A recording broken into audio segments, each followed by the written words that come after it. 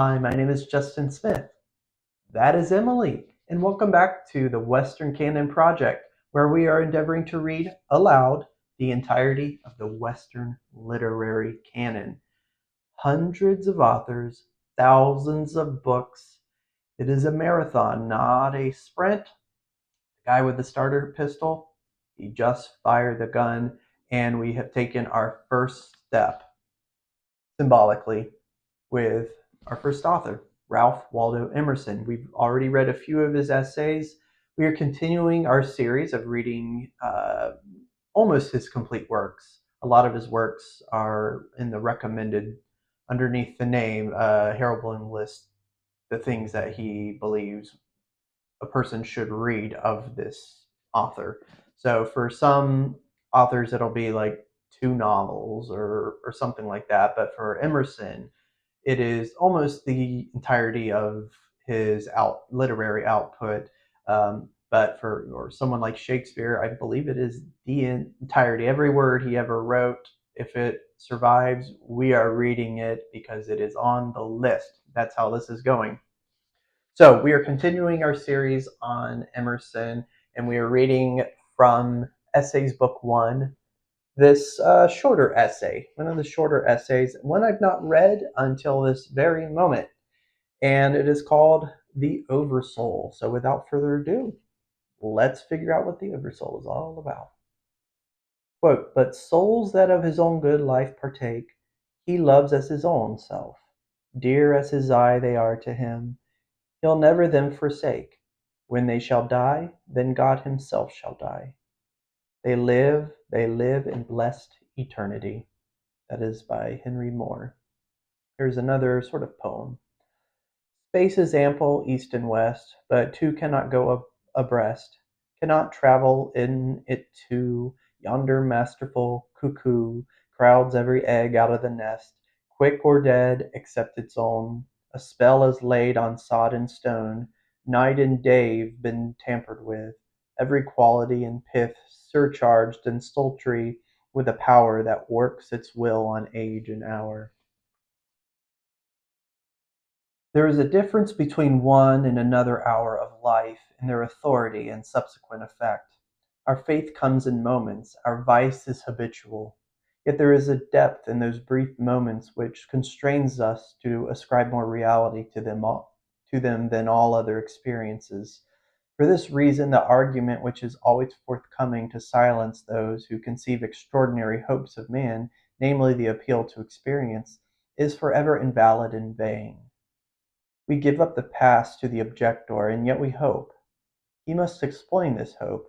We grant that human life is mean, but how did we find out that it was mean? What is the ground of this uneasiness of ours, of this old discontent? What is the universal sense of want and ignorance but the fine innuendo by which the soul makes its enormous claim? Why do men feel that the natural history of man has never been written, but he is always leaving behind what you have said of him, and it becomes old and books of metaphysics worthless? The philosophy of 6,000 years has not searched the chambers and magazines of the soul. In its experiments there has always remained, in the last analysis, a residuum it could not resolve. Man is a stream whose source is hidden. Our being is descending into us from we know not whence. The most exact calculator has no prescience that somewhat incalculable may not balk the very next moment. I am constrained every moment to acknowledge a higher origin for events than the will I call mine. As with events, so is it with thoughts. When I watch that flowing river, which, out of regions I see not, pours for a season its stream into me, I see that I am a pensioner, not a cause, but a surprised spectator of this ethereal water; that I desire and look up and put myself in the attitude of reception, but from some alien energy the visions come.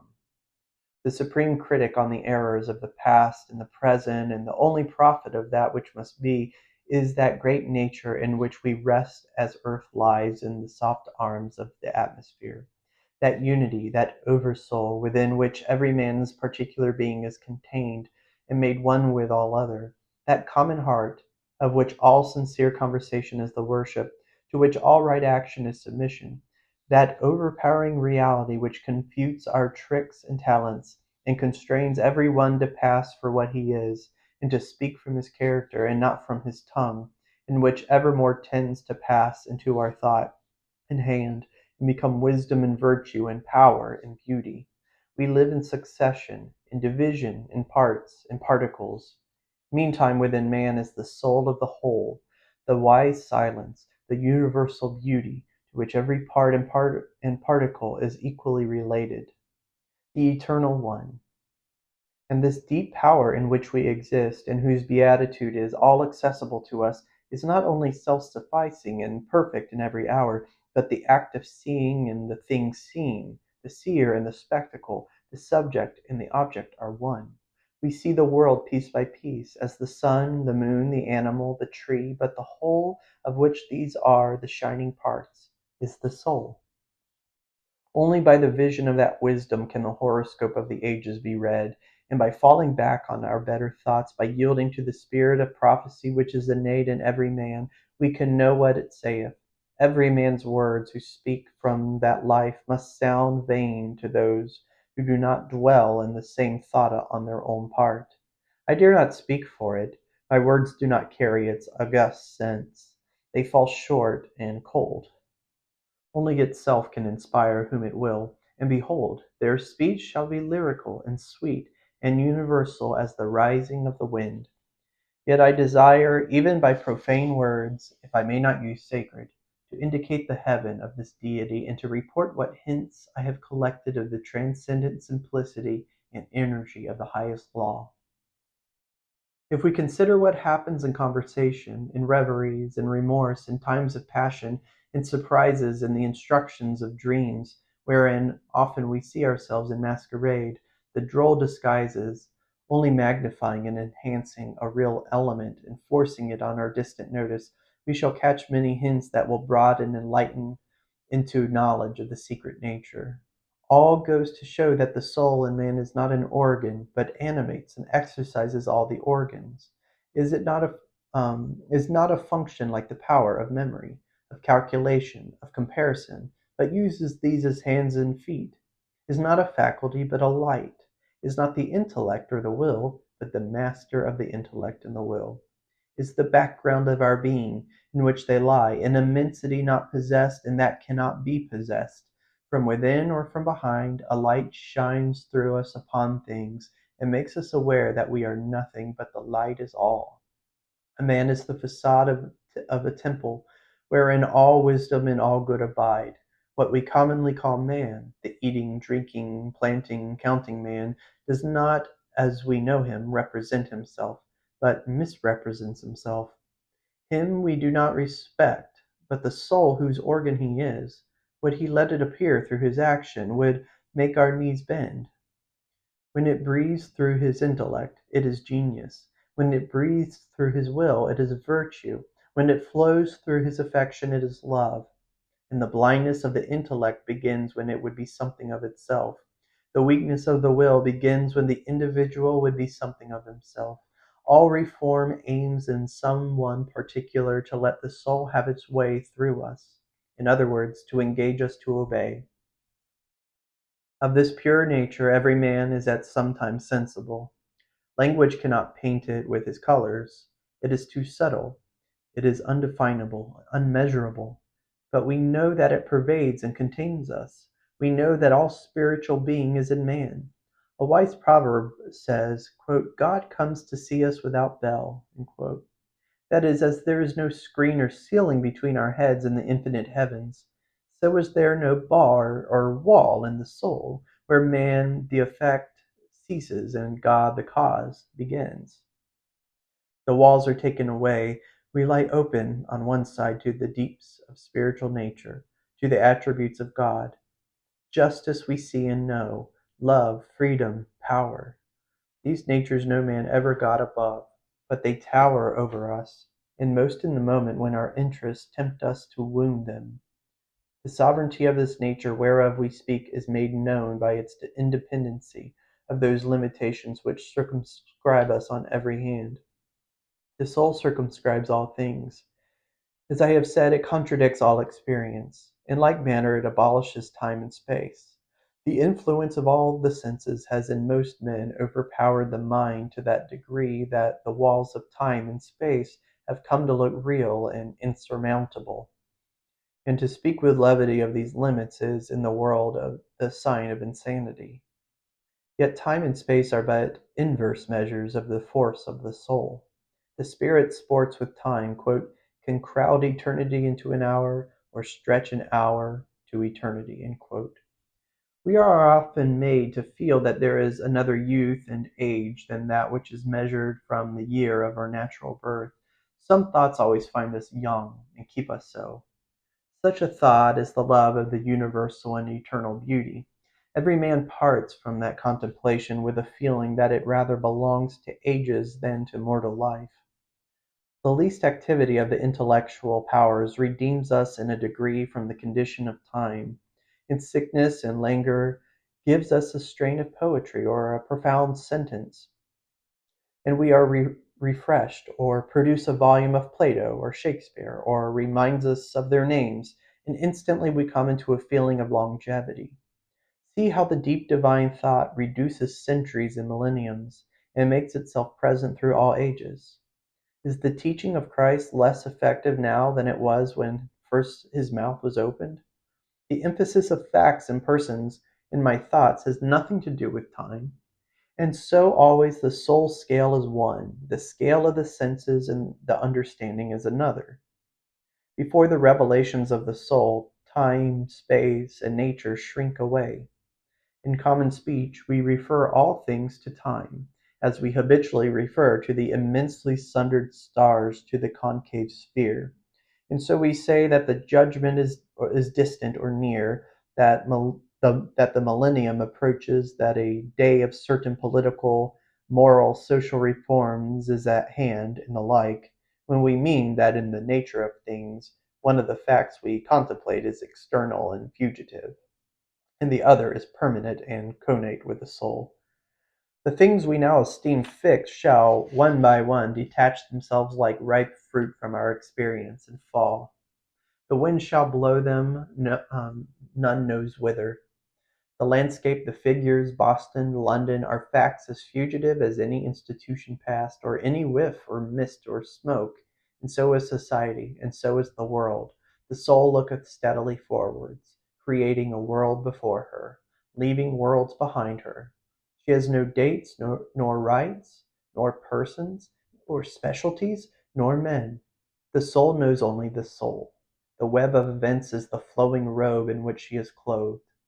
After its own law, and not by arithmetic, is the rate of its progress to be computed.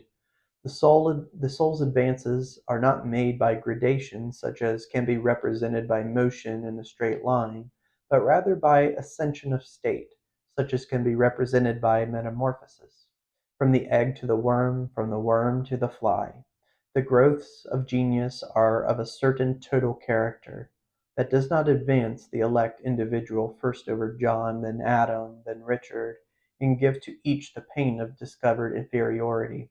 But by every throe of growth the man expands there where he works, passing at each pulsation classes, populations of men.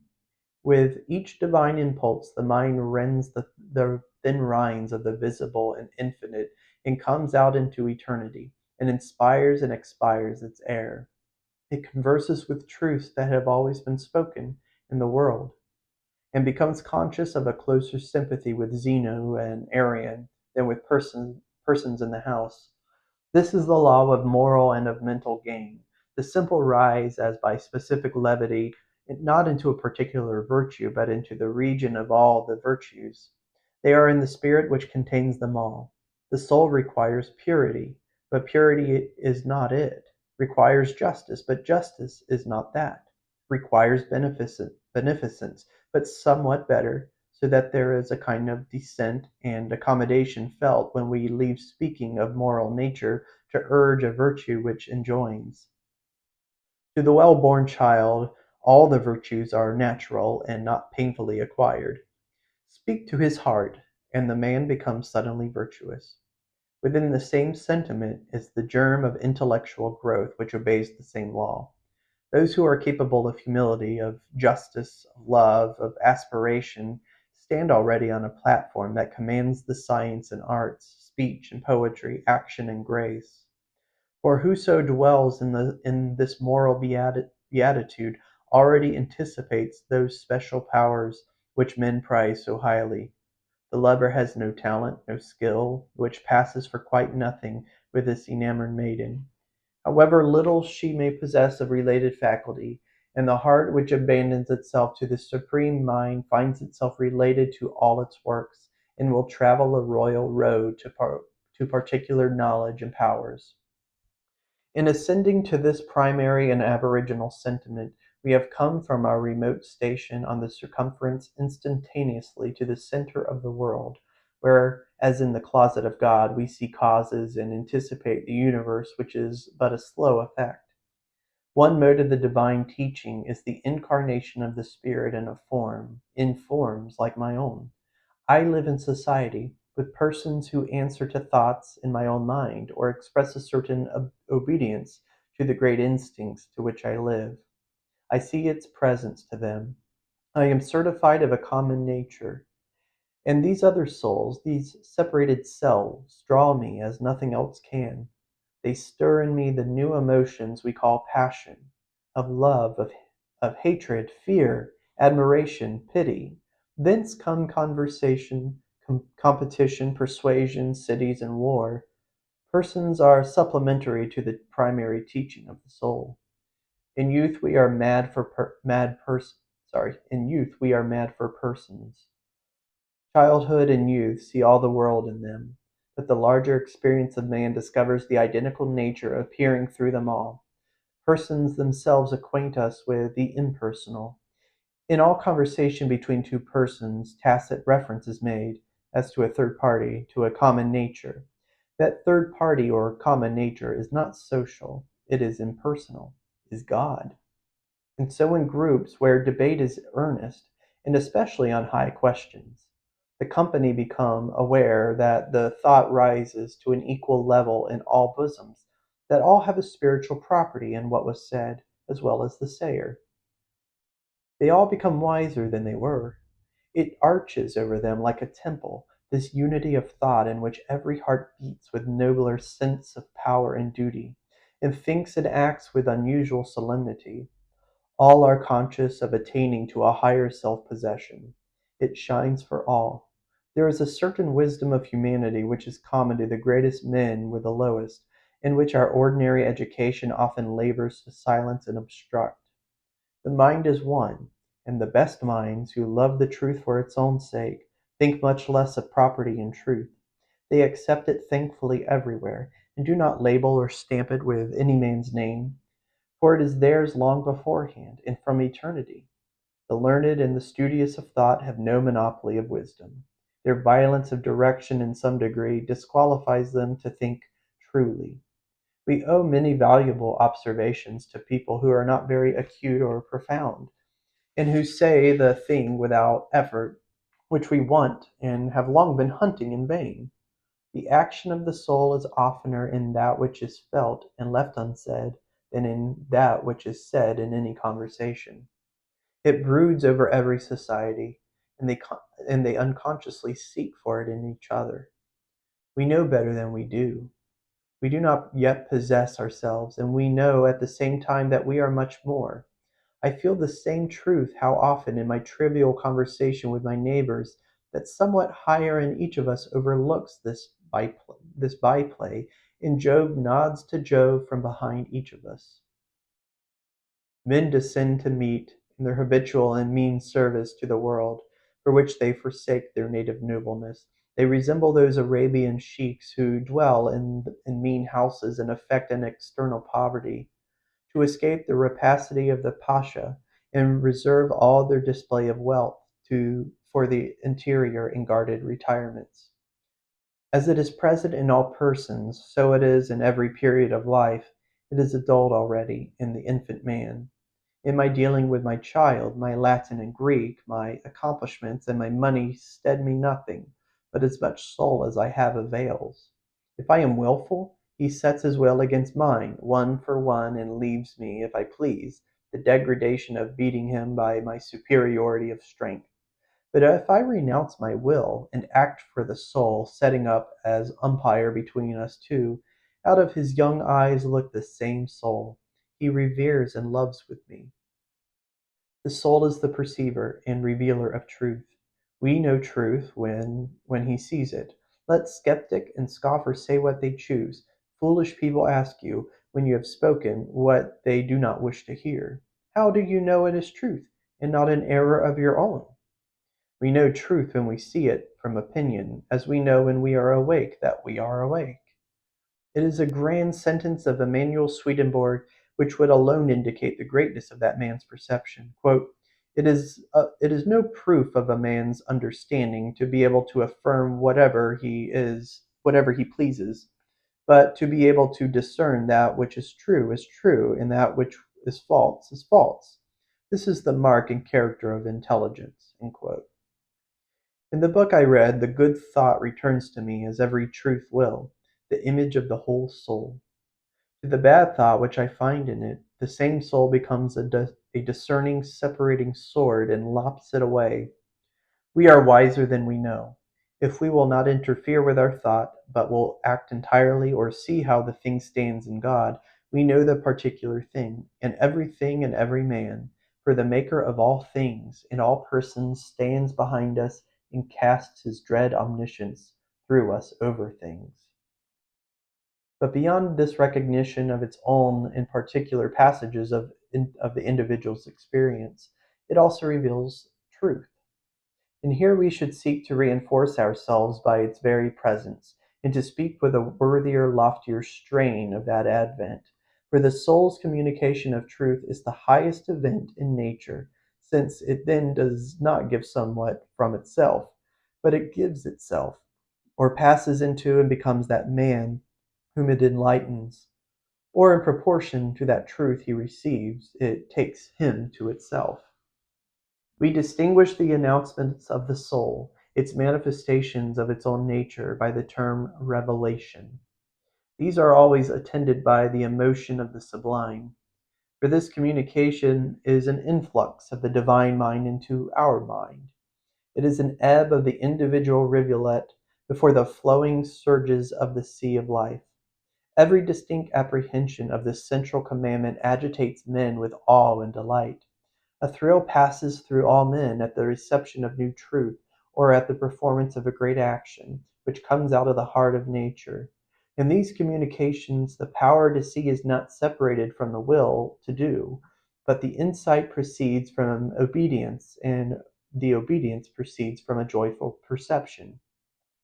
Every moment when the individual feels himself invaded by its memorable, sorry, every moment when the individual feels himself invaded by it is memorable. By the necessity of our constitution, a certain enthusiasm attends the individual's consciousness of that divine presence. The character and duration of this enthusiasm vary with the state of the individual, from an ecstasy in trance and prophetic inspiration, which is its rarer appearance, to the faintest glow of virtuous emotion, in which form it warms, like our household fires, all the families and associations of men, and makes society possible. A certain tendency to insanity has always attended the opening of the religious sense in men, as if they had been blasted with excess of light. The trances of Socrates, the "union" of Plotinus, the vision of Porphyry, the conversion of Paul, the aurora of Behmen, the convolutions of George Fox and his Quakers, the illumination of Swedenborg, are of this kind. What was in this case of these remarkable persons a ravishment has in innumerable instances in common life been exhibited in a less striking manner. Everywhere the history of religion betrays a tendency to enthusiasm. The rapture of the Moravian and Quietists, the opening of the eternal sense of the Word in the language of the New Jerusalem Church, the revival of the Calvinistic churches, the experiences of the Methodists, are varying forms of that shudder of awe and delight with which the individual soul always mingles with the universal soul. The nature of these revelations is the same. They are perceptions of the absolute law. They are solutions of the soul's own questions. They do not answer the questions which the understanding asks. The soul answers never by words, but by the thing itself that is inquired after. Revelation is the disclosure of the soul. The popular notion of a revelation is that it is a telling of fortunes. In past oracles of the soul, the understanding seeks to find answers to sensual questions, and undertakes to tell from God how long men shall exist, and what their hands shall do, and who shall be their company, adding names and dates and places. But we must pick no locks. We must check this low curiosity. An answer in words is delusive. It is really no answer to the questions you ask. Do not require a description of the countries towards which you sail. The description does not describe them to you, and tomorrow you arrive there and know them by inhabiting them. Men ask concerning the immortality of the soul, the employments of heaven, the state of the sinner, and so forth. They even dream that Jesus has left replies to precisely these interrogatories. Never a moment did that sublime spirit speak in their patois. I'm not sure how that is. I believe it is in Latin, patois. Patois. To truth, justice, love, the attributes of the soul, the idea of immutableness is essentially associated. Jesus, living in these moral sentiments, heedless of sensual fortunes, heeding only the manifestations of these, never made the separation of the idea of duration for the essence of these attributes, nor uttered a syllable concerning the duration of the soul. It was left to his disciples to sever duration from the moral elements, and to teach the immortality of the soul as a doctrine, and maintain it by evidences. The moment the doctrine of immortality is separately taught, man is already fallen. In the flowing of love, in the adoration of humility, there is no question of continuance. No inspired man ever asks this question or condescends to these evidences, for the soul is true to itself, and the man in whom it is shed abroad cannot wander from the present, which is infinite, to a future which would be finite. These questions which we lust to ask about the future, are a confession of sin. God has no answer for them. No answer in words can reply to a question of things. It is not in an arbitrary quote unquote decree of God, but in the nature of man, that a veil shuts down on the facts of tomorrow. For the soul will not have us read any other cipher than that of cause and effect. By this veil which curtains events, it instructs the children of men to live in today. The only mode of obtaining an answer to these questions of the senses is to forego all low curiosity, and, accepting the tide of being which floats us into the secret of nature, work and live, and all unawares the advancing soul has built and forged for itself a new condition, and the question and the answer are one. By the same fire, vital, consecrating, celestial, which burns until it shall dissolve all things into the waves and surges of an ocean light, we see and know each other, and what spirit each is of. Who can tell the grounds of his knowledge of the character of the several individuals in his circle of friends? No man. Yet their acts and words do not disappoint him. In that man, though he knew no ill of him, he put no trust. In that other, though they had seldom met, authentic signs had yet passed, to signify that they might be trusted as one who had an interest in his own character. We know each other very well. Which of us has been just to himself, and whether that which we teach or behold is only an inspiration, or is our honest effort also. We are all discerners of spirits. That diagnosis lies aloft in our life of unconscious power. The intercourse of society, its trade, its religion, its friendships, its quarrels, is one wide judicial investigation of character.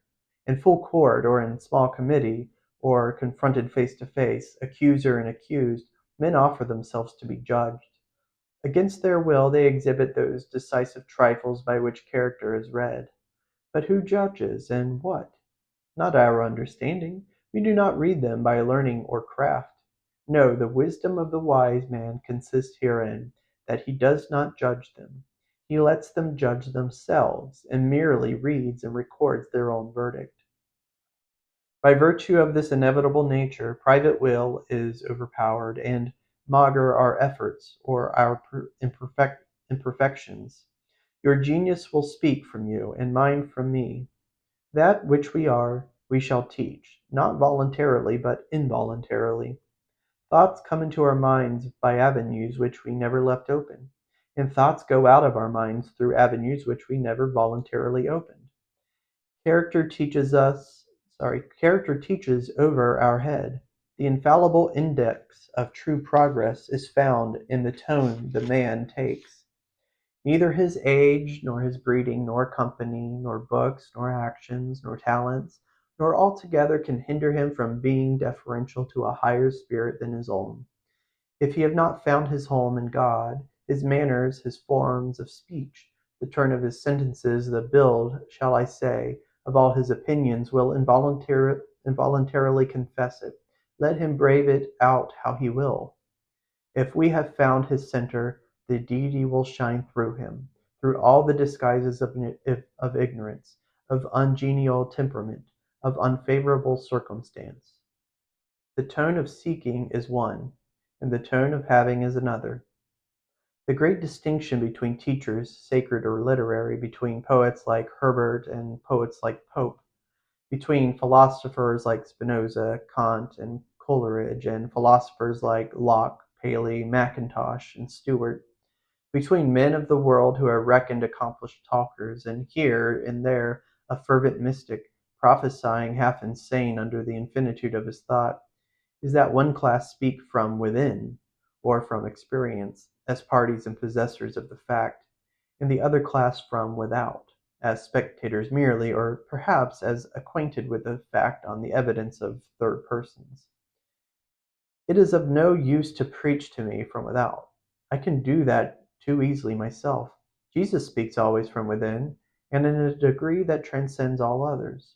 And that is the miracle. I believe beforehand that it ought so to be. All men stand continually in the expectation of the appearance of such a teacher.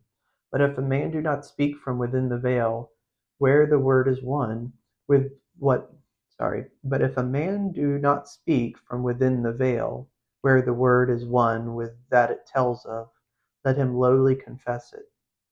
The same omniscience flows into the intellect and makes what we call genius.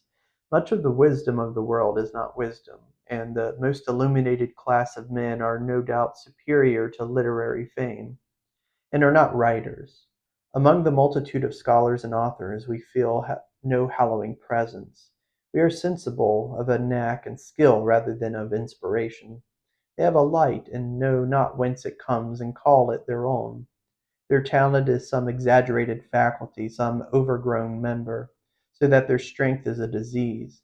In these instances the intellectual gifts do not make the impression of virtue, but almost of vice, and we feel that a man's talents stand in the way of his advancement in truth. But genius is religious. It is a larger imbibing of the common heart. It is not anomalous, but more like and not less like other men. There is in all great poets a wisdom of humanity which is superior to any talents they exercise. The author, the wit, the partisan, the fine gentleman does not take place of the man. Humanity shines in Homer, in Chaucer, in Spenser, in Shakespeare, in Milton. They are content with truth. They use the positive degree.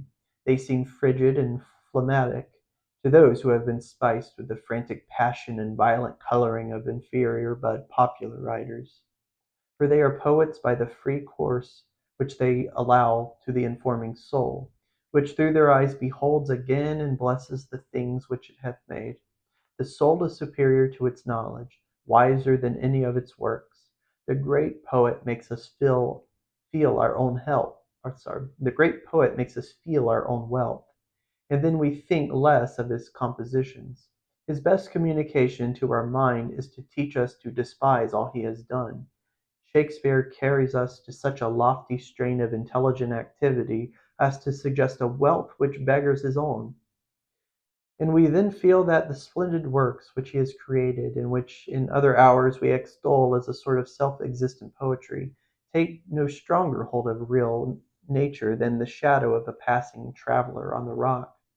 The inspiration which uttered itself in Hamlet and Lear could utter things as good from day to day forever. Why then should I make account of Hamlet and Lear as if we had not the soul from which they fell as syllables from the tongue? This energy does not descend into individual life on any other condition than entire possession. It comes to the lowly and simple. It comes to whomsoever will put off what is foreign and proud. It comes as insight. It comes as serenity and grandeur. When we see those whom it inhabits, we are apprised of new degrees of greatness. From that inspiration the man comes back with a changed tone. He does not talk with men with an eye to their opinion. He tries them. It requires us to be plain and true. The vain traveller attempts to embellish his life by quoting my lord and the prince and the countess, who thus said or did to him. The ambitious vulgar shows you their spoons and brooches and rings and preserve their cards and compliments. The more cultivated in their account of their own experience cull out the pleasing poetic circumstance, the visit to Rome, the man of genius they saw, the brilliant friend they know; still further on perhaps, the gorgeous landscape, the mountain lights, the mountain thoughts they enjoyed yesterday, and so seek to throw a romantic color over their life. But the soul that ascends to worship the great God is plain and true, has no rose color, no fine friends, no chivalry, no adventures, does not want admiration, dwells in the hour that now is, in the earnest experience of the common day by reason of the present moment, in the mere trifle having become porous to thought and bibulous of the sea of light. Conversing with a mind that is grandly simple, and literature looks like word-catching. The simplest utterances are worthiest to be written, yet they are so cheap and so things of course that in the infinite riches of the soul it is like gathering a few pebbles off the ground, or bottling a little air in a vial, when the whole earth and the whole atmosphere are ours. Nothing can pass there or make you one of the circle, but the casting aside your trappings and dealing man to man in naked truth, plain confession, and omniscient affirmation. Souls such as these treat you as gods would, walk as gods in the earth, accepting without any admiration your wit, your bounty, your virtue, even say rather your active duty, for your virtue they own as their own proper blood, royal as themselves, and over-royal, and the father of the gods. But what rebuke their plain fraternal bearing casts on the mutual flattery with which authors solace each other and wound themselves? These flatter not. I do not wonder that these men go to see Cromwell and Christina and Charles the Second and James the First and the Grand Turk, for they are, in their own elevation, the fellows of kings, and must fill the servile tone of conversation in the world. They must always be a godsend to princes, for they confront them, a king to a king, without ducking or concession, and give a high nature the refreshment and satisfaction of resistance, of plain humanity, of even companionship, and of new ideas. They leave them wiser and superior men. Souls like these make us feel that sincerity is more excellent than flattery. Deal so plainly with man and woman as to constrain the utmost sincerity and destroy all hope of trifling with you. It is the highest compliment you can pay. Their highest praising, said Milton, is not flattery, and their plainest advice is a kind of praising. Ineffable is the union of man and God in every act of the soul. The simplest person who in his integrity worships God becomes God. Yet for ever and ever the influx of this better and universal self is new and unsearchable. It inspires awe and astonishment. How dear, how soothing to man arises the idea of God, peopling the lonely place, effacing the scars of our mistakes and disappointments. When we have broken our God of tradition and ceased from our God of rhetoric, then may God fire the heart with his presence. It is the doubting of the heart itself, nay, the infinite enlargement of the heart with a power of growth to a new infinity on every side. It inspires in man an infallible trust. He has not the conviction, but the sight that the best is the true, and may in that thought easily dismiss all particular uncertainties and fears, and adjourn to the sure revelation of time and the solution of his private riddles. He is sure that his welfare is dear to the heart of being. In the presence of law to his mind, he is overflowed with a reliance so universal that it sweeps away all cherished hopes and the most stable projects of mortal condition in its flood. He believes that he cannot escape from his good. The things that are really for thee gravitate to thee. You are not running to seek your friend. Let your feet run, but your mind need not. If you do not find him, you will not acquiesce that it is the best you should not sorry. If you do not find him, will you not acquiesce that it is best you should not find him? For there is power, which, as it is in you, is in him also, and could therefore very well bring you together, if it were for the best. You are preparing with eagerness to go and render a service to which your talent and your taste invite you, the love of men and the hope of fame. Has it not occurred to you that you have no right to go, unless you are equally willing to be prevented from going? Oh, believe, as thou livest, that every sound that is spoken over the round world, which thou oughtest to hear, will vibrate on thine ear. Every proverb, every book, every byword that belongs to thee for aid or comfort shall surely come home through open or winding passages. Every friend whom not thy Every friend whom not thy fantastic but will, the great and tender heart in thee craveth, shall lock thee in his embrace. And this is because the heart in thee is the heart of all, not a valve, not a wall, not an intersection is there anywhere in nature, but one blood rolls uninterruptedly in endless circulation through all men, as the water of the globe is all one sea, and truly seen its tide is one. Let man then learn the revelation of all nature and all thought to his heart, this namely, that the highest dwells with him, that the sources of nature are in his own mind, if the sentiment of duty is there. But if he would know what the great God speaketh, he must "go into his closet and shut the door," as Jesus said. God will not make himself manifest to cowards. He must greatly listen to himself, withdrawing himself from all the accents of other men's devotion. Even their prayers are hurtful to him, until he have made his own. Our religion vulgarly stands on numbers of believers. Whenever the appeal is made, no matter how indirectly, to numbers, proclamation is then and there made that religion is not. He that finds God a sweet enveloping thought to him never counts his company. When I sit in that presence, who shall dare to come in? When I rest in perfect humility, when I burn with pure love, what can Calvin or Swedenborg say? It makes no difference whether the appeal is to numbers or to one. The faith that stands on authority is not faith. The reliance on authority measures the decline of religion, the withdrawal of the soul. The position men have given to Jesus now for many centuries of history is a position of authority. It characterizes themselves. It cannot alter the eternal facts. Great is the soul, and plain. It is no flatterer, it is no follower. It never appeals from itself. It believes in itself. Before the immense possibilities of man, all mere experience, all past biography, however spotless and sainted, shrinks away. Before that heaven which our sorry, before that heaven which our presentiments foreshow us, we cannot easily praise any form of life we have seen or read of. We not only affirm that we have a few great men, but, absolutely speaking, that we have none, that we have no history, no record, of any character or mode of living that entirely contents us.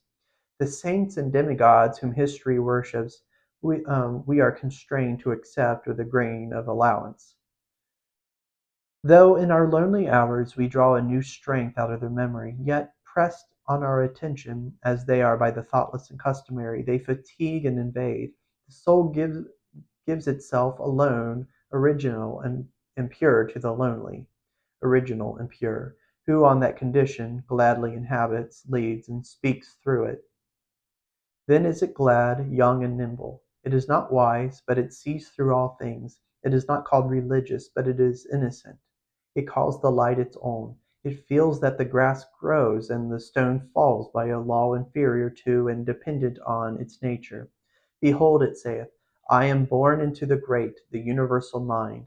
I, the imperfect, adore my own perfect. I am somehow receptive of the great soul, and adore and thereby I do overlook the sun and the stars, and feel them to be the fair accidents and effects which change and pass. More and more the surges of everlasting nature enter into me, and I become public and human in my regards and actions. So come I to live in thoughts and act with energies which are immortal, thus rebearing the soul and learning, as the ancients said, that "its beauty is immense." Man will come to see that the world is the perennial miracle which the soul worketh, and be less astonished at particular wonders. He will learn that there is no profane history, that all history is sacred, that the universe is represented in an atom, in a moment of time. He will weave no longer a spotted life of shreds and patches, but he will live with a divine unity. He will cease from what is base and frivolous in his life, and be content with all places and with any service he can render. He will calmly front the morrow in the negligency of that trust which carries God with it, and so hath already the whole future in the bottom of the heart. And that is Emerson's essay, The Oversoul. Thank you for watching.